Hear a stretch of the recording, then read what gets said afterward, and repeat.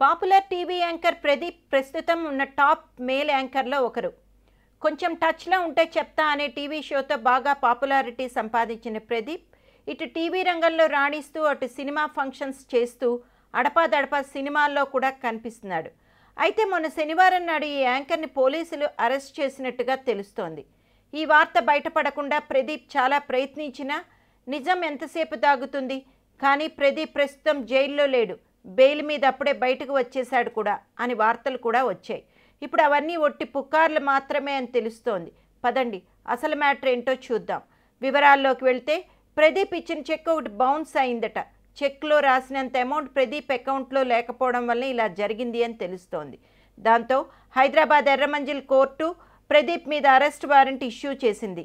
పంజాగుట్ట పోలీసులు ప్రదీప్ జాడ తెలుసుకుని వెంటనే అరెస్ట్ చేసి చెంచల్గూడ జైలుకి తరలించారు. కానీ ప్రదీప్ బయటికి రావడానికి ఎంతోసేపు పట్టలేదు.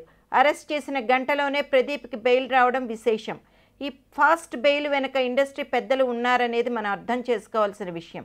కానీ అసలు విషయం ఏంటి అంటే అరెస్ట్ చేసింది యాంకర్ ప్రదీప్ని కాదు, సీనియర్ నటుడు టీవీ ఆర్టిస్ట్ ప్రదీప్ని అని తెలుస్తోంది.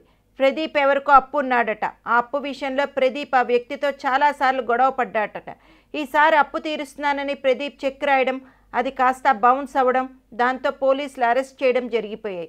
మరి ఈ వివాదంపై ప్రదీప్ స్పందన ఎలా ఉంటుందో చూడాలి. ప్రదీప్ ఈ గాలి మాటలను క్లియర్ చేయడంతో ఇప్పుడు అందరూ ఈ షాక్ నుండి బయటపడ్డారు. విజయవంతంగా కొనసాగుతున్న తన కెరియర్లో ఇలాంటి వార్తలు రావడం సర్వసాధారణమని తేలిగ్గా తీసుకున్నాడు ఈ యాంకర్. కొంచెం క్లారిటీ లేని వార్త వల్ల వచ్చిన ఈ పరిణామం ఎంత దుమారం లేపిందో కదా. యాంకర్ ప్రదీప్ చెక్ కాదు, TV actor Pradeep check bounce అయింది, అది కథ.